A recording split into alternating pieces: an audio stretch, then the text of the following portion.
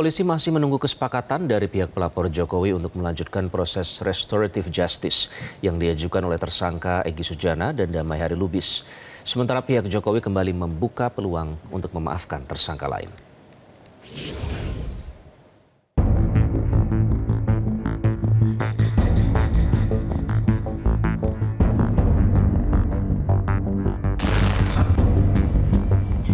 Dua tersangka kasus ijazah Jokowi, Egy Sujana dan Damai Hari Lubis menempuh jalan damai dengan mengajukan permohonan restoratif justice ke Polda Metro Jaya.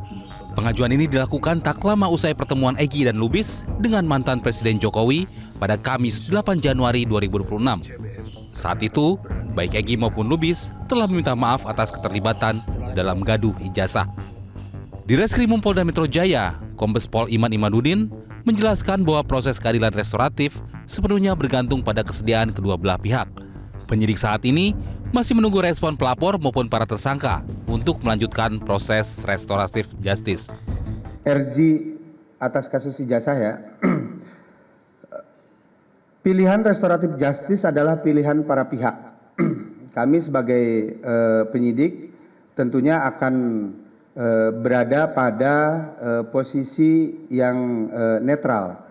Mana yang menjadi pilihan upaya hukum yang diambil oleh para pihak itu menjadi hak dari para pihak itu sendiri. Nanti ketika para pihak sudah memutuskan untuk mengambil upaya hukum dengan melalui restoratif justice, tentunya KUHP kita juga mengakomodir itu. Dan kita akan pegang itu sebagai pedoman di dalam proses penegakan hukum kita. Sementara Sekjen Pradi Bersatu sekaligus pelapor kasus ijazah Jokowi, Ade Darmawan, masih menunggu restu Jokowi untuk proses restoratif justice Egy Sujana dan Damai Hari Lubis. Ade juga membuka peluang restoratif justice kepada tersangka advokat Kurnia Tri Royani. Sedangkan untuk Rizal Fadilah dan Rustam Effendi harus minta maaf pada Jokowi agar lolos dari pidana. Pradi Bersatu karena dia adalah organisasi advokat, kami memikirkan juga nih ada satu nih advokat, ya kan? Apapun itu dampaknya tidak bagus ya. Ada berinisial K, ya? Kurnia Tri Royani. Ya betul. Jadi beliau juga ada seorang advokat. Saya rasa di dunia advokat tidak boleh lah. Berarti tidak Kami juga dibuka peluang untuk RJ ya? Kalau Pradi Bersatu membuka pastinya, tapi tetap menunggu arahan dari Bapak ya. Adapun untuk tersangka klaster kedua yaitu Roy Suryo, Rismon Sianipar, dan Tifauziah Tiasuma alias Dr. Tifa yang dianggap sebagai aktor utama diminta terus diproses hukum hingga persidangan. Ketiganya juga didesak segera dilakukan penahanan. Tim Liputan Metro TV. Dua tersangka kasus tudingan ijazah palsu Jokowi, Egy Sujana dan Damai Lubis mengajukan surat permohonan restoratif justice atau RJ kepada penyidik Polda Metro Jaya. Kubu Jokowi juga disebut membuka peluang RJ bagi tersangka Kurnia Tri Royani. Lalu bagaimana dengan tersangka lainnya? Kita akan membahasnya langsung bersama Ketua Umum Pradi Bersatu, Zefrin Boy Kanu. Bang Boy, selamat malam. Selamat malam, Bang Iqbal. Selamat malam, serta Bang Sangaji. Ya. Dan juga selamat malam, Roy Suryo CS, Bang Boy. Sangaji. Selamat malam, Bang Iqbal. Selamat malam. Terima kasih ya Bang Boy. Bang Sangaji sudah bergabung dengan Prime Time News. Bang Boy, jadi sudah dikomunikasikan, sudah bicara dengan Pak Jokowi belum terkait dengan permintaan restoratif justice ini, Bang Boy? Ya, kita masih menunggu respon beliau. Yang pasti kita tetap komunikasi, apakah beliau akan respon atau tidak. Tapi yang pasti bahwa jiwa dari Pak Jokowi itu kan seorang pemaaf. Jadi kalau ada orang yang meminta maaf kepada beliau, apalagi para tersangka yang sudah berkomitmen untuk meminta maaf, pasti beliau akan memberikan RJ-nya. Kita menjamin, kita memastikan bahwa kita berharap dengan baik bahwa Pak Jokowi akan membuka hatinya, pikirannya untuk memberikan RJ kepada para tersangka yang memohon RJ itu. Jadi saya kira ini jalan yang paling baik daripada kita ribut-ribut semuanya. Ini kan membuat suasana menjadi tenang, jadi adem. Dan juga kalau misalnya para tersangka yang lain juga mengikuti cara dari Bang Egy sama Bang Damai, saya kira Indonesia akan lebih baik. Gonjang-ganjing di lapangan atau di masyarakat akan lebih tenang. Nah, ini yang kita harapkan. Jadi dengan adanya usulan RJ Bang ini Boy dan saya kira teman-teman, sangat baik. apakah ada apa ya seperti membuka peluang atau kesempatan begitu bagi tersangka lain jika ingin melakukan langkah yang sama, Bang Boy? Termasuk mungkin kepada Roy Suryo dan teman-teman. Oh ya, sudah pasti. Pak Jokowi itu tetap membuka diri ya. Walaupun si Roy Respon dan Tifa mau meminta maaf, saya kira Pak Jokowi orangnya sangat bersahaja, sangat pemaaf, dan selalu membuka diri untuk suatu hal yang lebih baik. Kalau terjadi perdamaian, kenapa tidak? Daripada kita ribut-ribut, lebih baik semuanya menjalankan dengan tenang, dengan nyaman, dan Indonesia akan lebih baik. Dan ini merupakan proses pembelajaran bagi para tersangka yang lain supaya bisa mengikuti jejak dari Bang Egy dan Bang Dame. Ini orang dua ini jadi contoh yang baik untuk masyarakat Indonesia, para tersangka yang lain supaya ya kalau mau ya diselesaikanlah, berdamai aja lah, ngapain ribut-ribut soal ijazah. Atau ijazah juga nanti akan diperlihatkan di pengadilan, ya kan? Jadi udahlah kita tenangkan diri, ya, sama-sama menahan diri, sama-sama berikhtiar untuk kembali menjalankan tugas fungsi kita masing-masing. Nanti akan diperlihatkan di pengadilan dan juga memang proses hukumnya sejauh ini masih berjalan ya Bang Boy ya. Cuman artinya pihak Jokowi membuka peluang termasuk kepada Mas Roy dan juga teman-teman. Apakah peluang atau kesempatan ini akan Anda manfaatkan, akan klien Anda manfaatkan, Bang Sangaji? Makasih Bang Iqbal. Untuk pilihan restoratif justice, apalagi pilihannya adalah meminta maaf kepada Pak Jokowi, kami confirm 100% bahwa berdasarkan hasil komunikasi kami terakhir dengan Mas Roy, itu tidak ada pilihan Mas Roy untuk melakukan perdamaian dengan Pak Joko Widodo. Tidak ada pilihan untuk menempuh restoratif justice dengan manuver hukum yang sudah dilakukan oleh Bang Egy Sujana dan kemudian Damai Hari Lubis. Langkah yang diambil oleh dua tersangka itu justru sangat kami sayangkan dan mendapatkan satu sikap yang kurang elok di depan publik kalau kita lihat tren media sosial, bahwa ternyata langkah Bang Egy kemudian dan DHL itu justru dianggap sebagai sesuatu yang quote and quote mengkhianati esensi daripada perjuangan Mas Roy, Bang Rismon dan Dr. Tifa bersama 5 tersangka lainnya yang ada di grup TPUA dalam rangka memberikan kepastian hukum terhadap kekisruhan ijazah mantan Presiden Joko Widodo. Jadi kalau bicara soal pilihan untuk menempuh perdamaian dan restoratif justice, kami confirm 100% bahwa Mas Roy tidak membuka sama sekali peluang untuk itu, karena memang bagi beliau bukan soal restoratif justice-nya yang penting, tetapi soal bagaimana melalui perjuangan ini publik mendapatkan satu kepastian hukum, mendapatkan satu kebenaran hukum bahwa apa yang mereka lakukan selama ini berbasis pada penelitian ilmiah itu bisa mereka buktikan dalil-dalil itu, dan diharapkan supaya publik mendapatkan satu pembelajaran hukum sekaligus juga pembelajaran Bang ilmiah Sangaji, terhadap meskipun ijazah Pak Joko Widodo. konsekuensinya nanti pidana akan menanti klien Anda, Mas Royo dan teman-teman.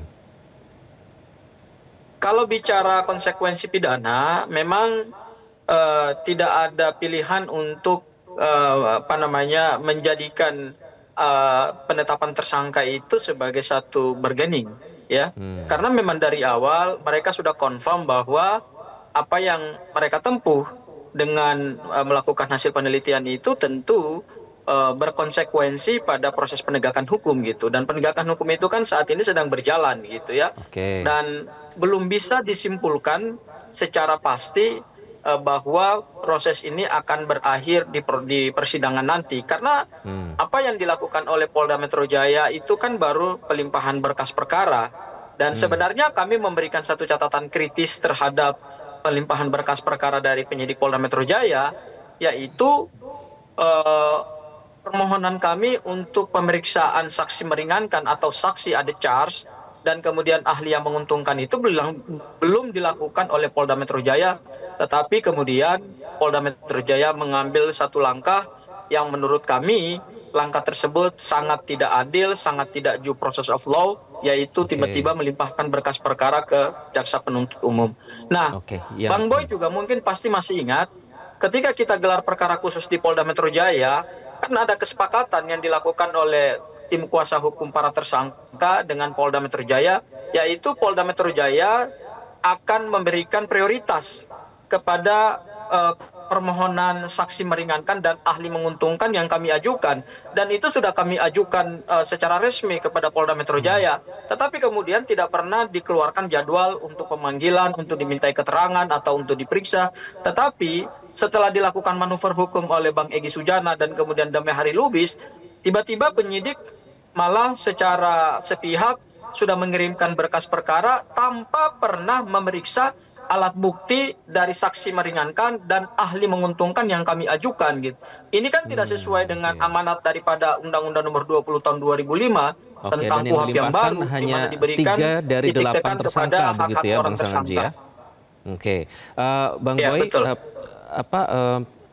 pertanyaannya adalah mengapa kubu Pak Jokowi atau Pak Jokowi sendiri mempertimbangkan untuk memberikan restoratif justice, karena saat itu cukup tegas ya pernyataannya bahwa ya permintaan maaf jalan tapi proses hukum juga terus jalan. Apa pertimbangannya, Bang Boy?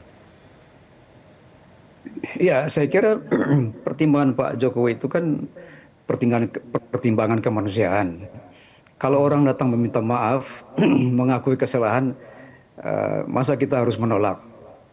Jadi walaupun Pak Jokowi mengatakan bahwa proses hukum berjalan, tetapi kalau beliau terbuka hatinya, dan kita berharap supaya beliau terbuka hatinya terhadap 2 tersangka ini yang sudah mengaku kesalahan, meminta maaf, saya kira bisa dilakukan proses restoratif justice.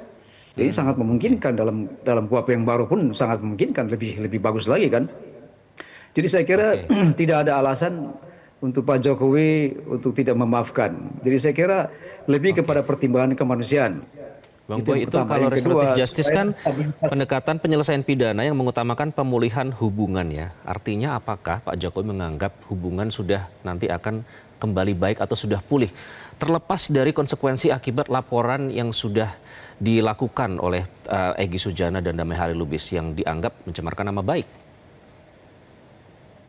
Ya, jadi begini Bang, saya merasa bahwa pertama langkah yang dilakukan oleh Bang Egy dan Bang Damai itu kan, Bang Egy mengatakan kalau sudah melihat ijazahnya maka beliau akan berubah pikiran, ya karena ini sudah dilaksanakan. Dan saya kira itu Pak Jokowi sangat menghormati loh, mengapresiasi langkah yang dilakukan oleh Bang Egy dan Bang Damai. Jadi mereka datang dengan hati yang terbuka, bahkan kalau nggak salah itu mereka saling berangkulan, kemudian saling mendoakan barangkali. Ya, saya kira itu langkah kemanusiaan yang sangat baik untuk proses pembelajaran bagi para tersangka yang lain. Jadi saya kira itu alasan-alasan yang masuk akal, Bang Iqbal. Saya kira kalau Bang Iqbal pun orang berbuat kesalahan lalu meminta maaf kepada Bang Iqbal, saya kira Bang Iqbal pasti akan terbuka dan memberikan maaf kepada mereka. Ini sambil kita putarkan ya, begitu, videonya ada Bang Egy Sujana yang memberikan buku yang kalau tidak salah judulnya Os Jubedil ya. Itu cukup memuji Pak Jokowi di situ. Bang Sangaji, jadi menurut Anda apa yang membuat Bang Egy Sujana dan juga Pak Damai Hari Lubis ini berubah haluan? Karena saya dengar Bang Rismon mendengar percakapan telepon yang dilakukan oleh Egy Sujana kepada kolega dari Bang Rismon. Mengapa mereka berubah haluan? Yang Anda dengar apa, Bang Sangaji? Bang Iqbal, kemudian Bang Boy, perlu saya sampaikan bahwa sebetulnya alasan Bang Egy untuk kemudian berdamai karena sudah melihat ijazah itu, saya kira alasan itu sebetulnya sangat tidak tepat ya. Karena pada saat kita sama-sama menghadiri gelar perkara khusus itu, 3 tim kuasa hukum yang diutus oleh Bang Egy, bahkan sebelum ijazah itu sudah ijazah ditampilkan, memang mereka quote and quote sudah menyerah terhadap proses hukum ini gitu. Jadi 3 tim kuasa hukum Bang Egy Sujana itu sejak dari awal, bahkan ijazah belum dibuka, saya tegaskan kembali ya, ijazah belum dibuka dan belum dilihat oleh 3 tim kuasa hukum, oleh 3 anggota tim kuasa hukumnya Bang Egy, itu mereka sudah meminta supaya penyidik melakukan review dan melakukan peninjauan ulang terhadap status tersangkanya Bang Egy. Karena ijazah, karena apa Bang Sangaji? Itu alasan yang menurut saya tidak sesuai dengan fakta yang ada di dalam gelar perkara khusus. Jadi karena artinya apa, bukan yang karena ingin saya ijazah? katakan bahwa Artinya ingin saya katakan bahwa Bang Egy ini memang sejak dari awal bersama tim kuasa hukum sudah memikirkan untuk mengambil langkah restoratif justice. Ya alasannya sederhana, alasannya adalah Bang Egy tidak siap untuk menghadapi proses hukum ini gitu. Ya kan, bukan karena beliau sudah melihat ijazah dan kemudian beliau meminta maaf. Sebelum melihat ijazah mereka sudah memikirkan untuk meninjau ulang status tersangka dan meminta kepada penyidik Polda Metro Jaya mereview dan meninjau ulang penetapan tersangka itu. Kemudian mereka menindaklanjutinya dengan melakukan pertemuan di Solo ya, di rumah Pak Joko Widodo. Jadi kami sudah menebak dari awal. Alasannya cuma satu yang tadi saya katakan, alasannya adalah Bang Egy tidak siap menghadapi proses hukum. Jadi Bang Egy bukan seorang pejuang, bukan seorang seorang tokoh pergerakan yang betul-betul membersamai keenam tersangka lainnya ya, karena tersangkanya ada 8, apalagi untuk RRT, karena RRT masuk dalam perkara ini kan karena diajak oleh Bang Egy gitu. Ya, pada saat mereka diminta untuk menjadi ahli, pada saat Bang Egy bersama TPUA membuka laporan polisi dugaan tindak pidana pemalsuan dokumen di Barreskrim Polri, kemudian Mas Roy, Bang Rismon dan Dr. Tifa diminta untuk menjadi ahli. Jadi Bang Egy meninggalkan mereka justru di tikungan terakhir dan berbelok haluan ya karena cuma satu, karena takut terhadap proses hukum ini gitu. Tidak mau melawan Jokowi sampai babak terakhir. Itu yang menurut Mas Roy dan teman-teman dianggap mengkhianati ya, karena perjuangannya sejak awal bersama-sama. Kalau tapi kemudian... Mas Roy mengatakan pecundang. Mas Roy mengatakannya pecundang. Oke. Bukan kalau Bang Boy bilang dengan meminta maaf atau dengan restoratif justice itu justru akan mendamaikan suasana, beradem seperti itu, bukan, tapi ada bilang itu pecundang.